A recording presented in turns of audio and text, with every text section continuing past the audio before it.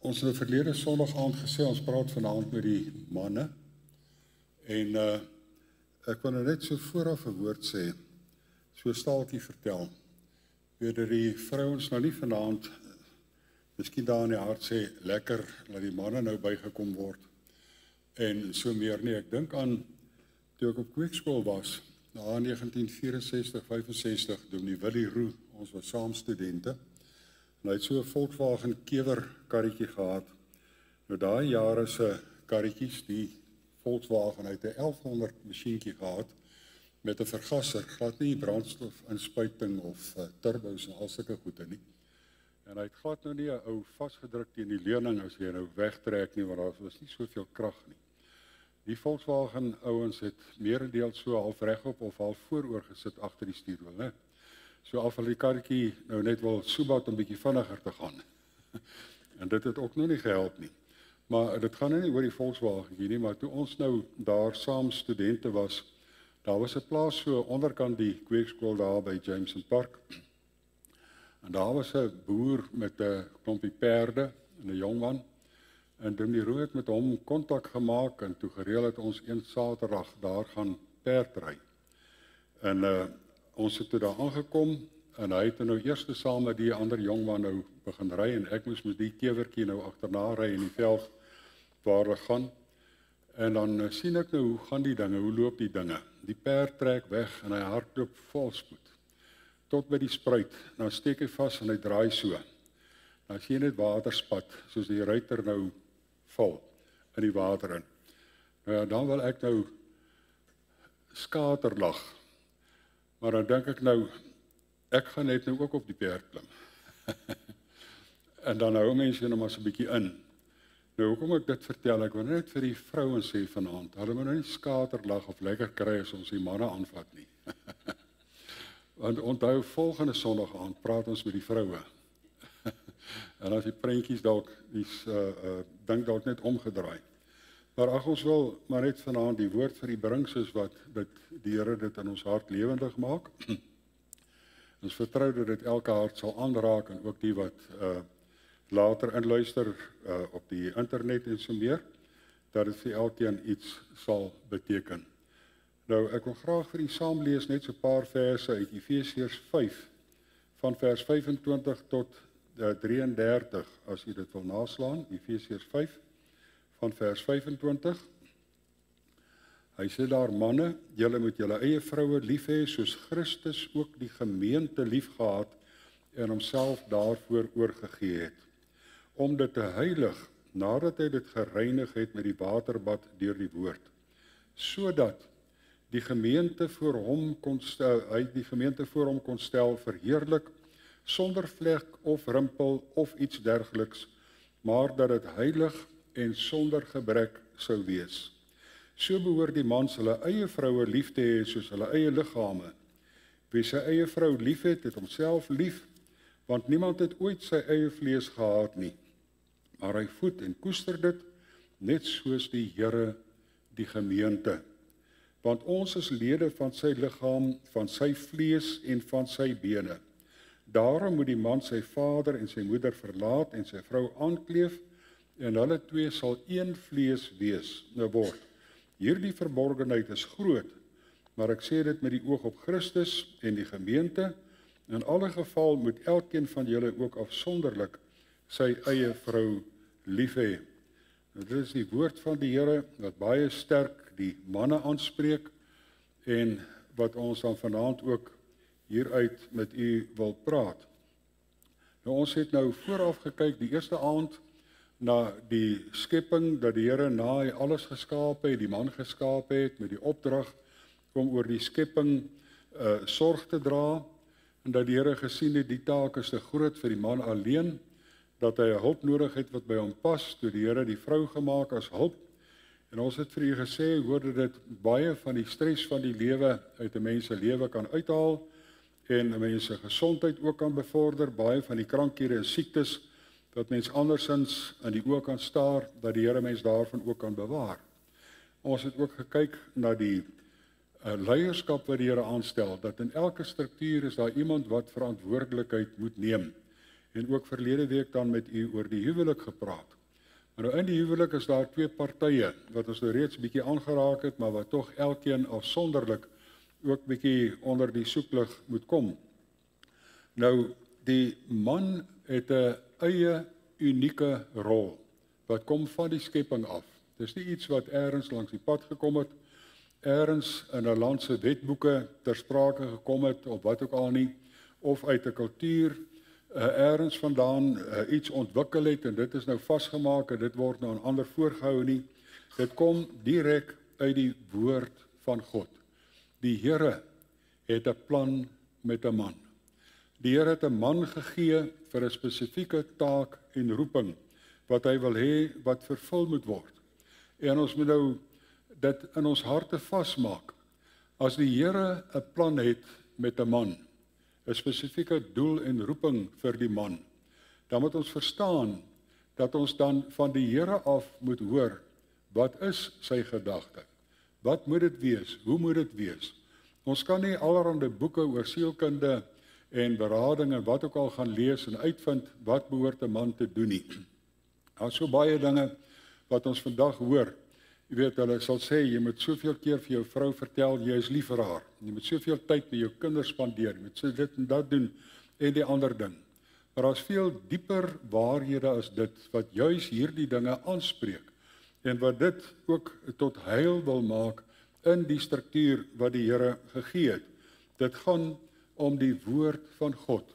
En nou, die eerste ding wat ons vanaand wil na kyk, is wat die Here sê hier in vers 23, die man is die hoof van die huwelik en van die gesin. Hy is die hoof. Vers 23 het gesê, want die man is die hoof van die vrou. Hy is oor haar aangestel. Dit beteken nie 'n baas-knegt verhouding nie, maar hy sê, soos Christus ook hoof is van die gemeente. 'n baie duidelike rol wat uitgeteken word. Daar's 'n duidelike voorbeeld wat gegee word vir 'n man in sy rol as hoof in die huis. Soos Christus hoof is van die gemeente. En wie en wat is Christus? Wat het hy gedoen met die gemeente? Hy sê, hy is die verlosser van die gemeente. Hy is nie die baas van die gemeente nie, maar hy is die een wat sy lewe afgelê het vir die skape, wat sy lewe oorgegee het vir die skape, om hulle te verlos van die ewige verderf, en om vir hulle lewe te gee wat sinvol is, wat die moeite werd is, wat alles insluit, wat dit behoort te wees. In 1 Korintiërs 11 vers 13 sê hy ook, maar ek wil hê dat julle moet weet dat Christus die hoof is van die man. Die man is die hoof van die vrou. Maar voor jy nou op 'n perdjie spring en vir jou regte toeëien, voor jy dit doen, jy moet eers verstaan, waar kom dit vandaan? Dit kom van die Here af. Christus is die hoof van die man. So sy hoofskap staan onder die hoofskap van Christus. En die man die hoof van die vrou, en God die hoof van Christus. So hierdie hele saak kom van God af. Hy heers oor Christus. Christus is in sy wil uitvoer. En ons, die man staan onder Christus en moet die wil van Christus uitvoer, wat die wil van God is. So dis nie 'n saak wat 'n man kan doen wat hy wil of maak soos hy wil nie. Die woord sê vir ons, hier is 'n bepaalde waarde wat hy hieraan gee. En nou, as ons nou so 'n bietjie dink daaroor, bietjie prakties raak daaroor, dan wil ek vir die manne so 'n paar dinge vra vanaand. Nou is nou nie om u te antagoniseer nie, maar dit is die lewenswerklike feite. Ek wil dan vir die manne vra, wat hoof van die gesin is, hoof van die huwelik, wat onder die hoofskap van Christus staan, wil ek vir u vra, hoeveel tyd spandeer u as man in die woord van die Here? Hoeveel tyd neem u om die woord van God te lees en te bestudeer, dat die woord van God ingang in die hart vind, dat die hart oorvloedig gevul word met die woord van God, soos die skrif vir ons sê, dat die woord van Christus ryklik in julle woon. Die man as hoof het die grootste verantwoordelikheid wat dit betref, meer as 'n gemeentelid, meer as die kinders in die gesin, dat die woord van Christus ryklik in jou woon. So as jy 'n man wil wees, volgens die woord van God, dan moet jy tyd spandeer met die woord van God, in teenwoordigheid van die Here, in teenwoordigheid van die Here Jesus. Alles wat ons nodig het vir die lewe, staan in die woord van God. Die woord van God is algenoegsaam. Daar is nie iets wat hoef bygevoeg te word nie. So as ons wil weet wat en hoe, moet ons die woord van God bestudeer. Die woord van God leer vir ons van die begin af hoe 'n mens moet lewe. Die woord van God leer vir 'n mens hoe die verhouding tussen 'n man en vrou moet verloop, van 'n man met sy vrou en 'n vrou met haar man. Die woord van die Here leer vir ons dat jy vir die ouer mense respek moet toon. Die Here leer vir ons hoe dit 'n man teenoor sy werkgewer optree, hoe dit 'n man teenoor sy werknemer optree. Dit is alles wat die woord van God vir ons leer. Hoe 'n mens lewe en hoe 'n man lewe in hierdie struktuur wat die Here daar gestel het. Ek wil selfs verder vra. Jy weet, hulle sê ons geld laat die wêreld draai, né? In elke gesin kom nie vry daarvan dat finansies 'n baie belangrike deel en rol in die lewe speel nie. Nou as jy man wil wees soos wat Christus wil hê, dan wil ek vir u vra of u finansies in onder die oog van die Here hanteer. Is u getrou om die 10de na die skathuis toe te bring? Stel u daardie voorbeeld in die huis vir u gesin. Dit is die weg wat ons bewandel. En op so 'n manier, die Here wil 10% aandeel in ons finansiële lewe hê. Baie van ons sal liewerster Harry Oppenheimer of Anton Rupert of een van hierdie ryk mense, Tesla se ou dalk Elon Musk of wat ook al, met so iemand 'n vennootskap wil hê.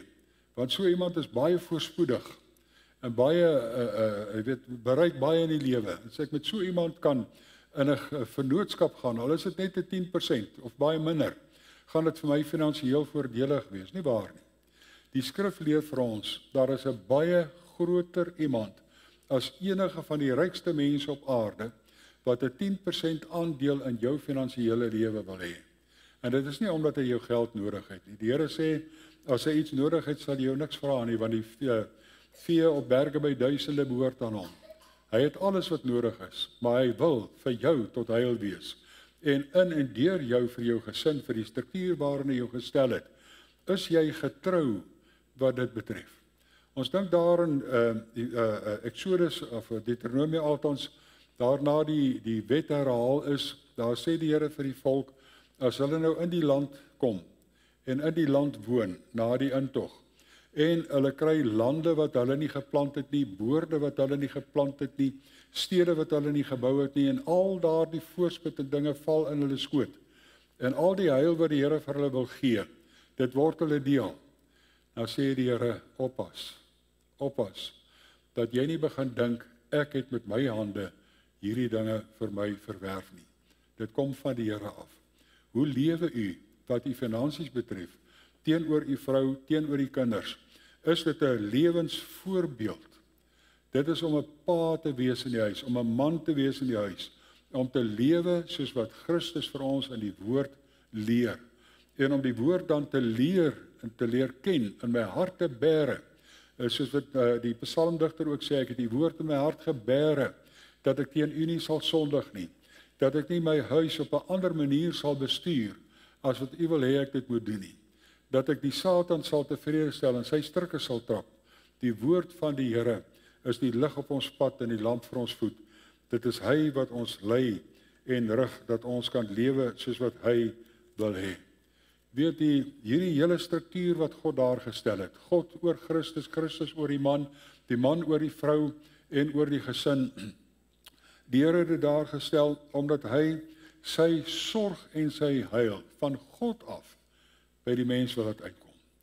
Dit is die pad deur hierdie struktuur wat die Here wil werk. En daarom wat hy vir die man sê, hy moet hoof van die gesin wees. Hy is die hoof. Dit beteken nie hy is die baas en die res is klaas nie. Hy is die hoof, hy is die primêre een voor die aangesig van God, wat verantwoordelikheid neem vir die wat aan sy sorg toe vertrou is, om hulle op hierdie weg van die Here te leer. En dit is nie maar eenvoudige klein goedjies soos wat die wêreld vir ons leer, met so en so maak om 'n gelukkige huwelik of gelukkige gesin te hê nie. Die woord van God is die basis vir geluk en vreugde wat ons kan ervaar. En daarom het 'n man 'n noue verhouding met die Here nodig. Jy moet in die lig wandel. Die Here het vir Abraham gesê, wandel voor my aangesig, dan sal jy opreg wees. Jy kan nie probeer opreg wees sonder om in teenwoordigheid van die Here te wandel nie. En sy oog nie op jou lewe is nie. Ook daar in Efesiërs 5 waar Paulus nou praat met die gesin, die gesinsopset, voorskrifte vir die man en die vrou en vir die kinders en al die, kom hy in hoofstuk 5 vers 18 en hy sê, word met die Gees vervul. Wat het mens nodig vir 'n godvrugtige, gelukkige, vreugdevolle gesinslewe, huwelikslewe? Die vervulling met die Heilige Gees. Onder beheer van die Heilige Gees te kom, wat my wil leer en lei volgens die woord van die Here. Leef onder beheer van die Heilige Gees, dan sal jy weet om te leef as vader en as man in jou huisgesin. Aanvaar verantwoordelikheid vir daardie groepie mense wat die Here aan jou toevertrou het. En die Here het die heil van die gesin in gedagte. Hier is geen sweem van wat ons in die wêreld vind, 'n enige leier vandag in die sekulêre wêreld, veral hierso in ons Afrika kontinent en ook oral waar die woord van die Here verwaarloos is, beteken leierskap of om oor ander aangestel te wees, beteken jy het 'n klomp slawe gekry. Jy word 'n diktator en jy het 'n gebied en jy vat alles wat jy kan en jy roof alles wat jy kan en jy bevoordeel jouself.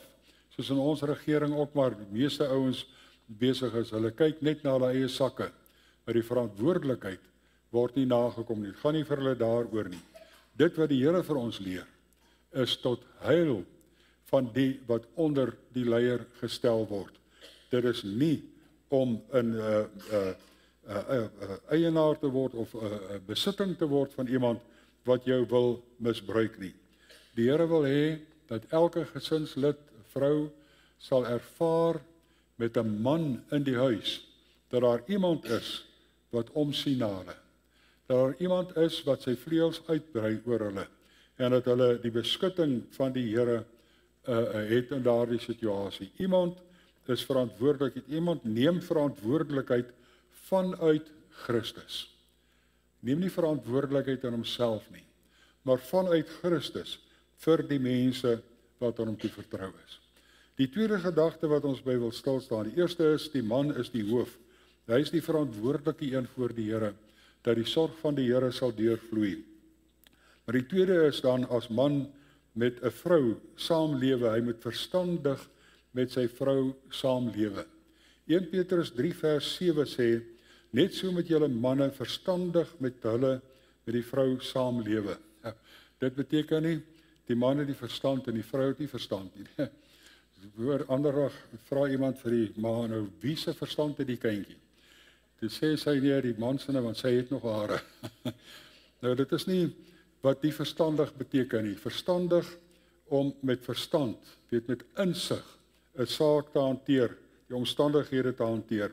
Kolossense 3 vers 19 brei nog uit daarop. Hy sê, manne, julle met julle vroue lief hê en nie teen hulle verbitterd word nie. Ja, dit sê vir ons, nou is 'n bietjie 'n paar dinge wat dalk aangespreek kan word, né? Daar is omstandighede wat 'n vrou optree, anders as wat dalk goed is. En 'n mens met die verstand hê, 'n mens, nee, 'n man, dit is mos die vrou sê mos 'n mens wil dit hê, dan bedoel dit nou die man moet optree. Die man moet volgens die woord van die Here optree, nie reageer op die oppervlak op dit wat voor oë is altyd nie. Dit beteken hier saam leef. Jy weet, huwelik kan 'n man nie sy ding doen en 'n vrou haar ding doen en hulle is maar net saam onder dieselfde dak nie.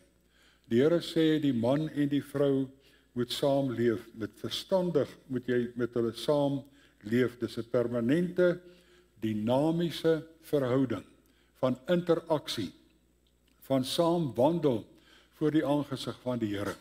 En dat mens nie jou eie sin soek nie, jou eie belange wil bevorder nie, maar dat mens die saak van die Here in daardie konteks wil bevorder. Dit is 'n interaktiewe, dinamiese verhouding tussen die twee. Dit beteken nie dat 'n man en vrou teenoor mekaar staan. Dit kom daar van die skepping af wat ons eerste aantal hanteer het. Dat die twee teenoor mekaar staan, elkeen sy eie wil handhaaf nie. En as 'n man so sê, dan die vrou sê nee so. Of die vrou sê so, dan sê die man nee so. Dit gaan nie daaroor dat elkeen sy eie wil handhaaf of sy eie ding wil doen nie. Die skrif leer ons daar in Kolossense, bedink die dinge daarbo. Moenie die aardse dinge en die verleiding van die aarde vasval nie. Die verstandigheid beteken om te weet daar is iets meer, daar is iets groter. Dit baie keer in gemeente ook, het ons dit al belewe, dat mense teenoor mekaar staan, en die een die ander nie wil toegee vir die ander nie, en elkeen wil sy eie ding doen, en daar is wrywing, daar is konfrontasie, en daar kom verwydering uiteindelik. Die groot saak is, ons moet leer om verby mekaar te kyk, en die Here raak te sien, die woord van God in oog te kry, en saam liewerster as wat ek sê, nee, ek sien nie kans om dit te doen wat jy wil nie, of ek sien nie kans om dit te doen wat jy wil nie, maar kom ons kyk wat sê die woord. Dit is om verstandig in 'n situasie op te tree, want ons weet dat die Here praat van die begin af. Hy weet meer as enige een van ons, en hy weet wat ons nodig het. Verstandigheid kom in waar jy verby die praktiese, die onmiddellike verby kyk. En dan sê hy verder, moenie teen haar verbitterd raak nie. Jy weet, dit is so ongelukkig dat 'n vrou sê partymal dinge wat 'n man kwets. Dis baie keer as sy voel sy is veronreg of sy is te nagekom, dat sy so steek gee. En as 'n man dom genoeg is om op die steek te konsentreer, dan gee hy 'n steek terug. En so word die verwydering al meer en al groter. Die Here sê, moenie verbitterd word nie. Moenie toelaat dat dinge jou verhouding met die Here versuur, sodat dit ook die dinge in die huis of in die gesin versuur nie. Ons moet groter wees as die omstandighede. Baie keer al vir mense gesê, wat probleem het met 'n ander kind van die Here, of met iemand wat baie probleme gee, wat jy nie dalk kan verbykom nie, of nie kan oorkom nie. Onthou, God is groter as dit. Neem jou toevlug na die Here toe, en vra die Here vir uitkoms, vra die Here om die saak te verander, vra die Here om jou hart, miskien moet jou hart verander word, maar dat die Here verhoog en verheerlik word. 'n derde gedagte, die Here gee ook 'n opdrag aan die man. Hy sê, jy moet aan jou vrou as die swakkere eer bewys. 1 Petrus 3 vers 7, net so met julle manne aan die vroulike geslag as die swakkere eer bewys, sodat julle ook mede-erfgename van die genade van die lewe is, sodat julle gebede nie verhinder mag word nie. Jou verhouding binne die huwelik kan veroorsaak dat jy bid en die Here hoor nie, omdat jy in jou verhouding nie wandel soos wat die Here dit bedoel nie. Nou, die swakkere beteken nie dat die vrou 'n minderwaardige wese is nie, of dat sy nie in staat is om goed te doen nie. Die Here sê, die man en vrou staan gelyk voor hom. 1 Korintiërs 11 vers 11 sê uitdruklik, hy sê, en tog in die Here, as elkeen in die Here skuil, is die man nie sonder die vrou nie, en is die vrou ook nie sonder die man nie. Ons kan nie sê, ek het voorrang bo jou by die Here, en onthou, ek is bevriend met die Here, of ek het 'n naby verhouding met die Here, so staan jy een kant toe nie. Elkeen staan in 'n verhouding met die Here. Maar nou moet die manne onthou, dat elkeen met verskillende doel geskape is. Daarvan die skepping af sien ons dit reeds. Nou, die vrou is geskape om moeder te wees. Sy is meer toeganklik as die man. Weet as die kinders daar by die skool, as die seentjie nou geboelie word, wie dreig hy die ou? Hy sê, ek gaan my pa sê. Maar as hy seer gekry het, dan gaan hy nie vir iemand sê nie, dan soek hy sy ma. Sy ma is die een wat met liefde en sorg daardie pyn kan hanteer, daardie probleem kan hanteer. Maar is dit ongelukkig ook so, dat vrouens ook meer toeganklik is vir die verkeerde. Daarom het sy 'n struktuur nodig waarbinne sy veilig kan wees. En dit is waarom die Here die man hierdie opdrag en hierdie verantwoordelikheid gee.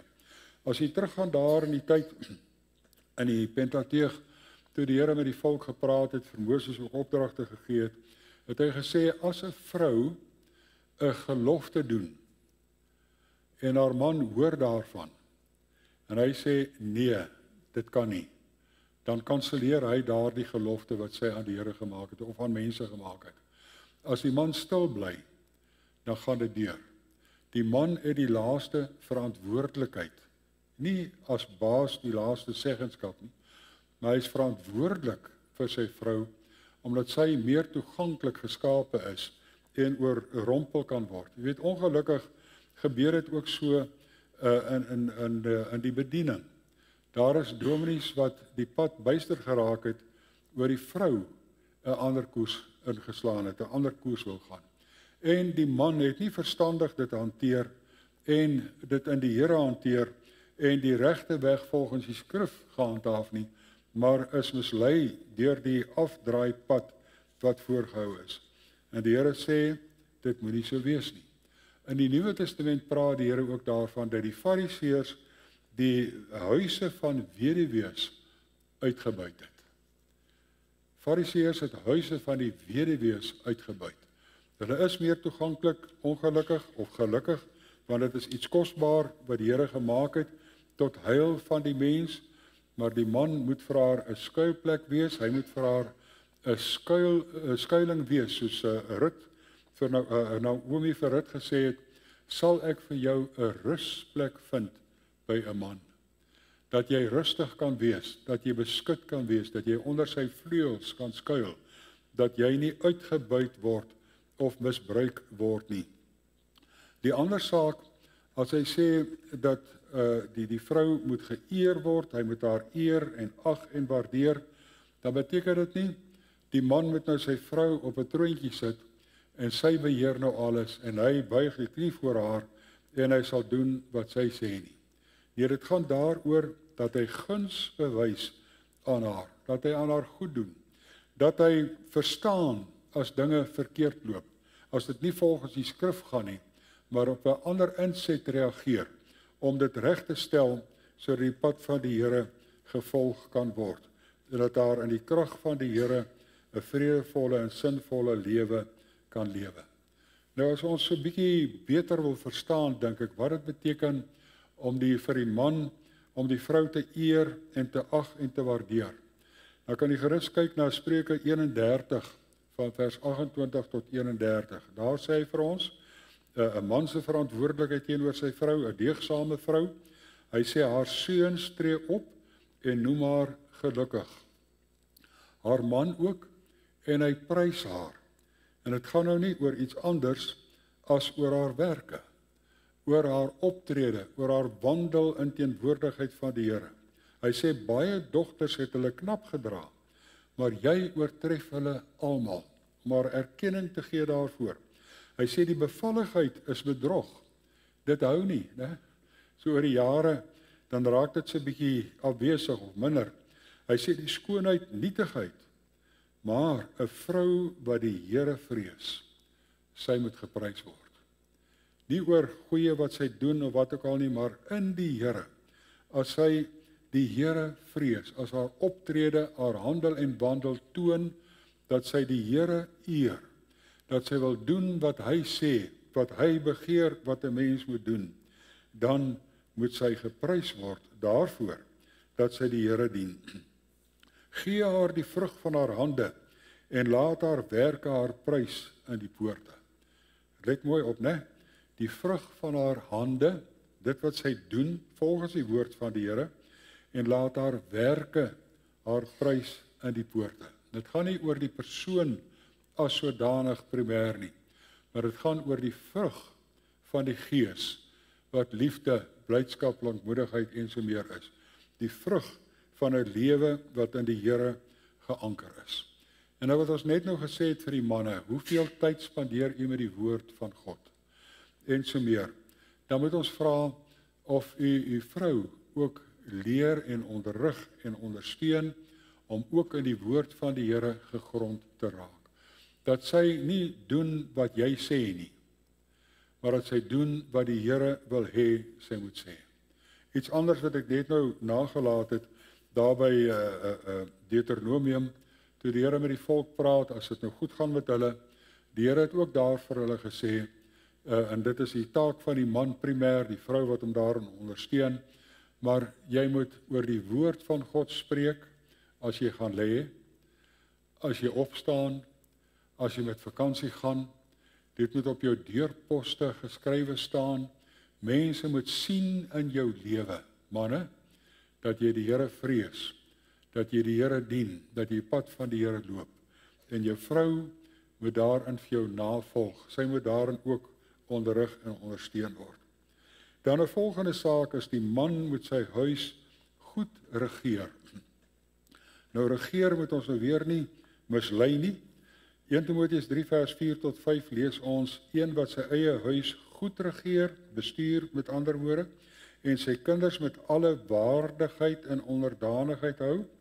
Maar as iemand nie weet om sy eie huis goed te regeer nie, as 'n man nie sy gesin op die weg van die Here kan lei, dat hulle die Here soek en die Here eer, dan kan hy ook nie in die gemeente 'n leier wees nie. Hy sê, hoe kan iemand, as hy nie sy eie huis goed regeer nie, hoe sal hy vir die gemeente van God nie oorheers of het 'n gebied nie, hoe sal hy vir die gemeente van God sorg dra, herderskap uitoefen, dat hy hulle op die hart dra voor die aangesig van die Here.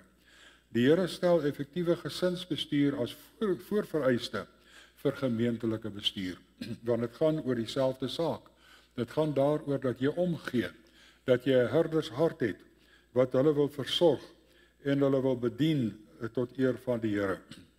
Dit gaan oor die positiewe aspek van sorg dra, en dit beteken dat die man proaktief tot voordeel van sy hele gesin sorgsaam sal optree. Nou moet ons ook onthou dat hierdie hoofskap, as 'n mens of dan die regeer, as jy moet regeer, wat beteken dit in skrifkonteks? In skrifkonteks beteken dit dat jy dien.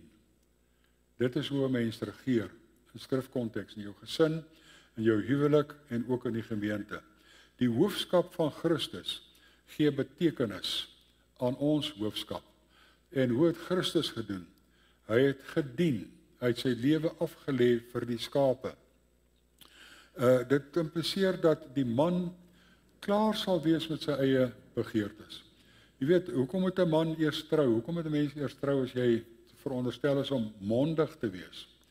Mondigheid beteken, word gemeet daarin hoeveel jy vir ander omgee, meer as vir jouself. Tot op mondigheid gaan die lewe oor jouself, oor jou eie belang, oor wat jy uit die lewe kan kry. Maar as jy mondig geword het, beteken dit, veronderstel dit, dat jy nou vir ander begin leef, dat jy aan ander sal toewy, en vir ander sal sorg en sal lewe. Jy leef nie vir jouself nie, maar vir jou vrou en vir jou kinders. Efesiërs 5:29 het ons gelees vir die man, maar hy voed en koester dit.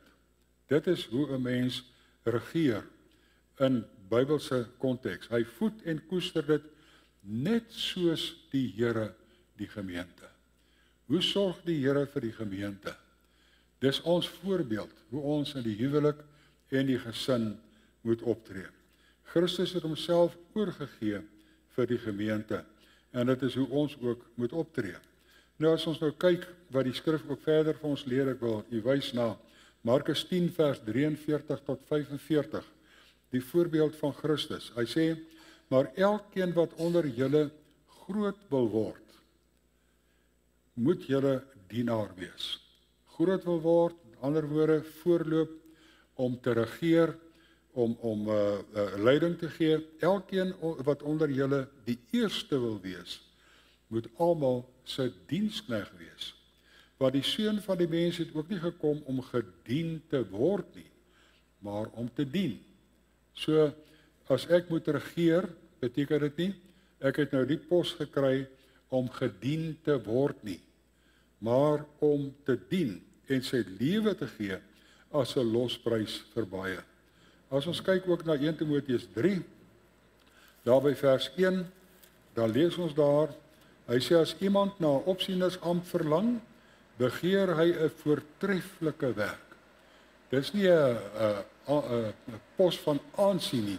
Dit gaan oor 'n voortreffelike verantwoordelikheid. Jy neem mense in jou verantwoordelikheid en in jou sorg. As ons lees ook vers 2 tot 4, dan sê verder 'n opsiener, en sê die kwalifikasies, die kenmerke van so iemand. Hy sê 'n opsiener dan moet onberispelik wees. Met ander woorde, man van die huis. Mense moet nie sommer maklik jou kan beskuldig van iets wat verskil met wat die woord van die Here van jou verwag nie. Onberispelik, die man van een vrou, nugter, ingetoe, fatsoenlik, gasvry, bekwaam om te onderrig, geen drinker, geen vegter, geen vuil gewin soeker nie, maar vriendelik, geen strydlustige, geen geldgierige nie, een wat sy eie huis goed regeer en sy kinders met alle waardigheid en onderdanigheid hou. En wanneer kan jy nog hoor? Reg. Goed. Nou, dit is wat die Here van ons verwag. Dit is sy idee van die hoofskap van die man, die regeerambt wat hy het. Dis dieselfde in die gemeente, dis dieselfde in die huwelik. Dan 'n volgende saak wat die Here ook vir ons leer, van die man 'n verantwoordelikheid. Hy sê die man is die minnaar van sy eie vrou. Nie van vrouens nie, maar van sy eie vrou, dat hy haar bemin en haar liefhet. Vers 25 van Efesiërs 5 het gesê, manne, julle moet julle eie vroue lief hê, soos Christus ook die gemeente liefgehad en homself daarvoor oorgegee het. Dit is hoe die Here ons liefhet. Hy gee homself oor vir ons. So die man is minnaar van sy vrou, soos Christus die gemeente. Dit is hoe dit openbaar word en dit is hoe dit moet wees. Daardie oorheersende selfsug, wat 'n mens jou eie belange soek, jou eie voordeel soek. 'n Man moet klaar wees daarmee. 'n Ouderling moet klaar wees daarmee. 'n Dominee moet klaar wees daarmee. 'n Diaken moet klaar wees daarmee. Want om in diens van die Here te staan, om oor ander te staan, om leiding te neem, beteken dat ek diens moet lewer. En dit beteken ook dat jy die inisiatief moet neem. Dit mens hoor soms in beradingskamers praat ouens en sê die man, ek het my vrou nie meer lief nie. Dan beteken dit eintlik hy ken nie die skrif nie. Hy weet nie waaroor gaan hierdie verhouding nie. Dit gaan vir hom oor 'n oppervlakkige emosie wat verbygaande kan wees, wat nie diepte het nie. Daar's veel dieper en veel meer wat die Here in sy woord vir ons gee.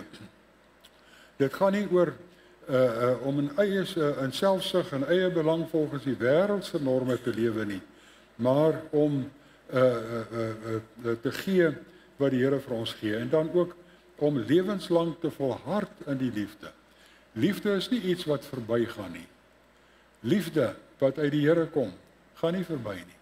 Die Here sê vir ons wat hom betref teenoor ons, hy het ons liefgehad met 'n ewige liefde. Die liefde van Christus hou nie eers op nie.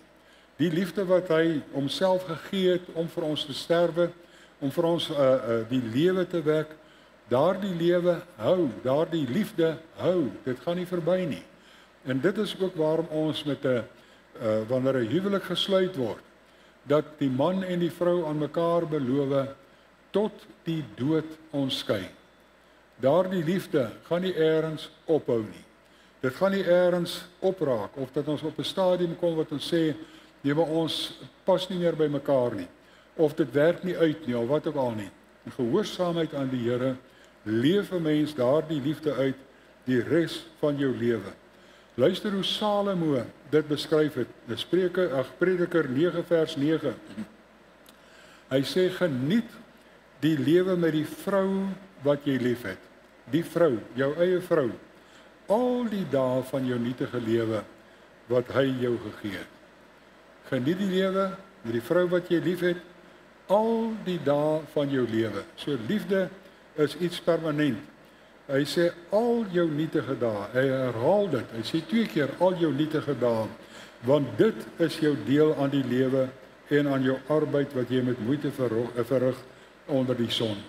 Dit kom van die Here. Die Here het die eerste vrou vir die eerste man gegee, om mekaar lief te hê, met mekaar saam te lewe.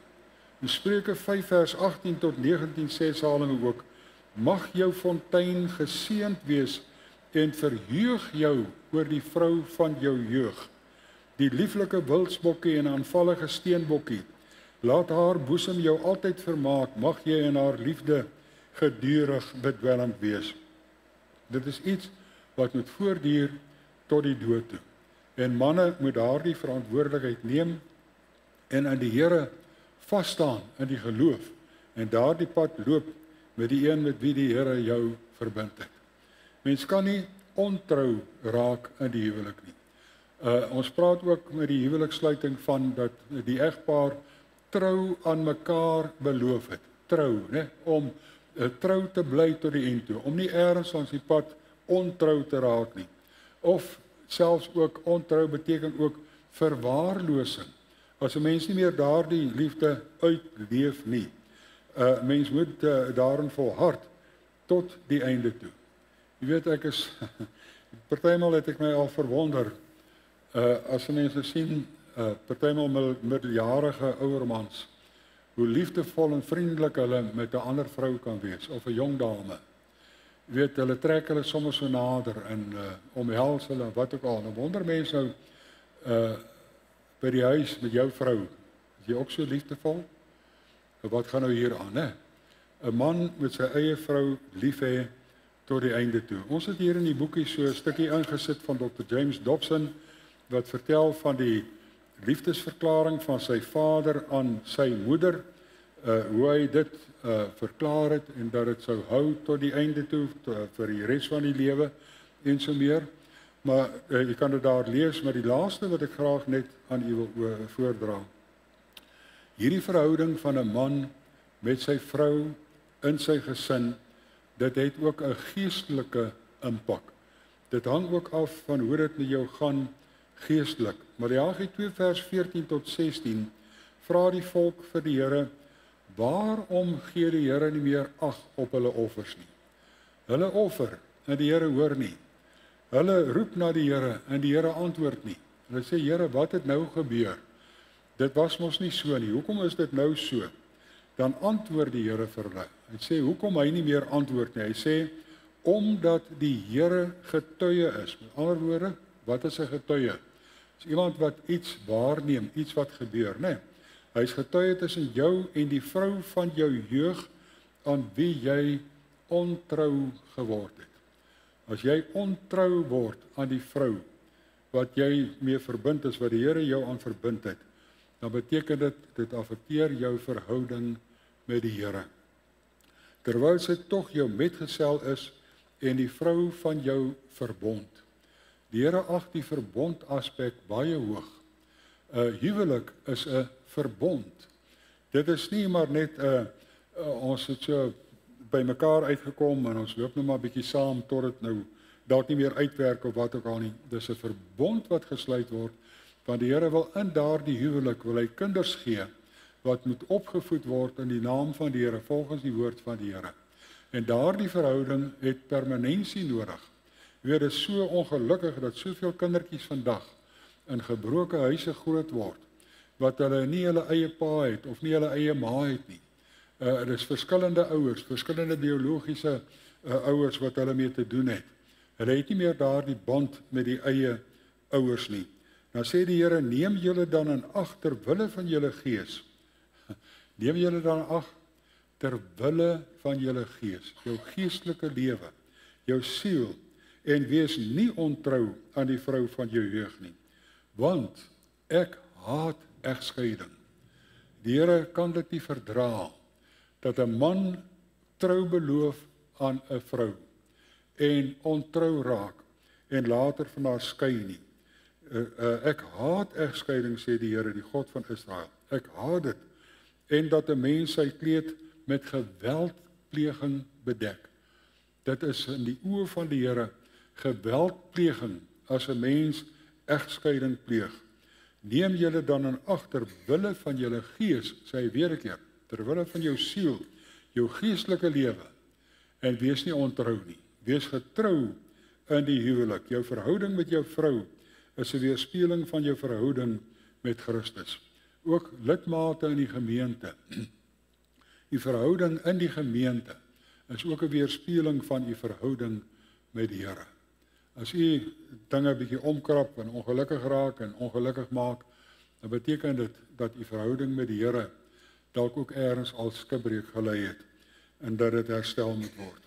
'n Ondersoek in die Verenigde State het aangetoon dat mans uit die evangeliese en hoofstroom protestantse geloof wat gereeld kerk besoek, wat gereeld kerk toe gaan, beter vaders is en minder geneig om te skei. Die wat selde kerk besoek, het die hoogste voorkoms van gesinsgeweld en egskeiding. Is nog 'n ding wat ek net nou eintlik wou vra daar in die begin toe ek met die manne praat. Stel u die voorbeeld van kerk toe gaan. Is u plek Sondagoggend en Sondagaand gevul? Is u daar waar die woord van die Here verkondig word? Dat u gevorm word na die woord van die Here, sodat u ook in die verhoudingslewe gevorm kan word en die Here daarin uitlewe, uitstraal. Maar nou, net hierdie sekulêre ondersoek wat bevestig wat die woord van die Here vir ons sê. Mense wat die Here soek, wat die pad met die Here loop, wat Sondag in die kerk is, dat hulle die woord hoor en dat die woord van God hulle harte en lewens vorm, hulle denke vorm, hulle verwysingsraamwerk vorm, is mense wat meer standvastig is, ook in die sekulêre lewe, in hulle huwelikslewe, gesinslewe en gemeentelike lewe en ook in die lewe daar buite.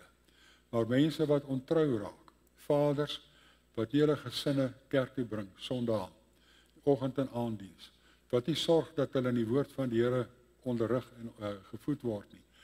Daai vaders lei hierdie gevolge dat daar onstabiliteit in die gesin kom, in die strukture kom en dat mense wegdwaal van die Here af. So, ons wil dan probeer saamvat en ek sê dat u balans in u lewe moet kry. En Christus is die hoof van die gemeente, van die huwelik, van die gesin. Hy is die een wat bepaal wat moet en wat moet nie. Hoe ons moet lewe en hoe sy genade in ons lewens uitgevoer moet word.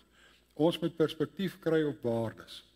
Ons het nou die dag genoem dat party vaders het net nie, hulle werk so hard deur die week, Sondag het hulle net nie lus om kerk toe te gaan nie. En die gesin moet nou maar by die huis bly, omdat die pa nie kerk toe gaan nie, omdat hy nie sy verantwoordelikheid besef, dat hy sy gesin op die weg van die Here moet lei nie. En dan lei die gesin uiteindelik daaronder. En uiteindelik loop hulle nie 'n pad met die Here nie. En 'n mens ween daaroor. Hoekom het dit gebeur? Omdat ons nie ons verantwoordelikheid nagekom het nie. Aanvaar jou hoofskap met verantwoordelikheid en skep 'n stabiele, rustige en geborge atmosfeer vir die wat aan jou toevertrou is. Leef verstandig met jou vrou saam, met ook die gesin. Bestuur jou huis, wees herder van die skape, gee jouself oor vir hulle ter wille van die Here en om aan die Here opgevoed te word. Liefde moet versorg word en ons het die verantwoordelikheid wat ons moet nakom teenoor die Here ter wille van ons eie geestelike lewe, maar ook ter wille van die wat die Here aan ons toevertrou het. Mag die Here vir ons genade gee, mag die Heilige Gees vir ons versterk en onderrig, ons salf en toerus, dat ons 'n pad sal loop wat die Here wil hê ons moet loop en dat ons lewens anders sal wees as wat ons rondom ons in die wêreld so baie sien. Al die gebrokenheid, al die ongelukkigheid in die wêreld, dat ons anders sal wees. Nie oor ons snaaks en uniek is nie, maar omdat die Here in sy genade sy hand oor ons uitsteek en ons onder daardie hand ook skuil. Baie dankie. Amen. Ag Here, baie dankie dat ons U woord in ons midde kon hê. Dankie vir al die onderrig in die woord wat U vir ons gee, Here. Ons bid dat U ons harte sal oopmaak, U kosbare bloed ons harte sal skoonmaak en plek sal maak vir die woord. Om die woord in ons hart te bære, dat ons teen U nie sal sondig nie. Dat dit vir ons 'n lig vir ons pad en 'n lamp vir ons voet sal wees in elke faset van ons lewe en dat U verhoog en verheerlik word. Amen.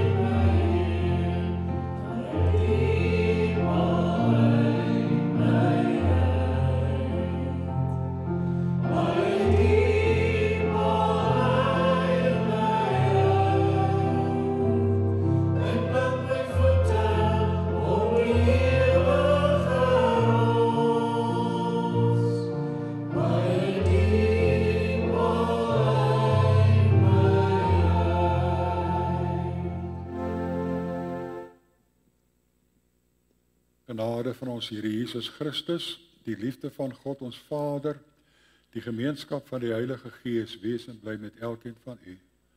Amen.